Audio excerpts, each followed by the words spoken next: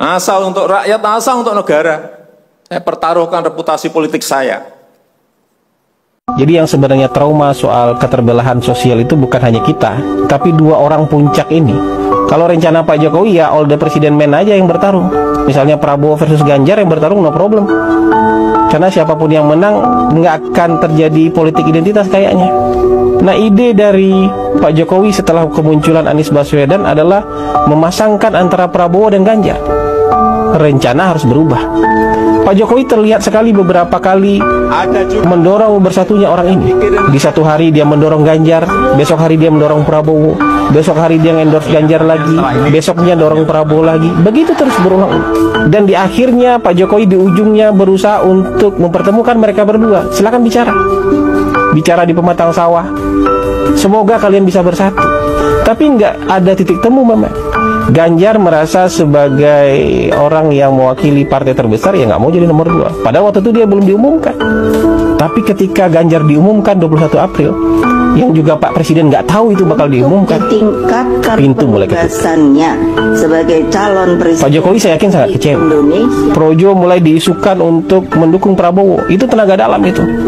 Ya, PSI mencabut dukungan itu kan tenaga dalam. Kaisang menjadi ketua PSI itu tenaga dalam yang dikeluarkan untuk ngasih tahu saya sudah nginjak gas agak jauh nih, mau nggak evaluasi, turunkan ego demi persatuan nasional, gabung dong sama Pak Prabowo. Mas Ganjar jadi wakilnya Pak Prabowo. Nggak juga mendapatkan respon, ya sudah dikeluarkan tenaga dalam yang ultimate. Gibran diisukan menjadi calon wakil presiden Pak Prabowo. Sebenarnya masih mudah untuk di-replace itu kalau Ganjar menjadi wakilnya Pak Prabowo. Makanya ada beberapa orang ring satu istana bilang sama saya, Gibran ini hanya bisa dihentikan kalau Mas Ganjar bersedia menjadi calon wakilnya Pak Prabowo. Tenaga dalam terakhir ini dikasih waktu juga panjang, nggak langsung diumumkan. Ya kan, ada proses di MK-nya diundur-undur terus supaya ada kesempatan untuk berpikir ulang demi bangsa. Dan akhirnya nggak terjadi juga, nggak bisa juga, pintu ditutup rapat ketika presiden ada di luar negeri. Mas Ganjar diumumkan wakilnya ketika presiden di luar negeri mendaftar di KPU. Ya sudah, tutup semua pintu.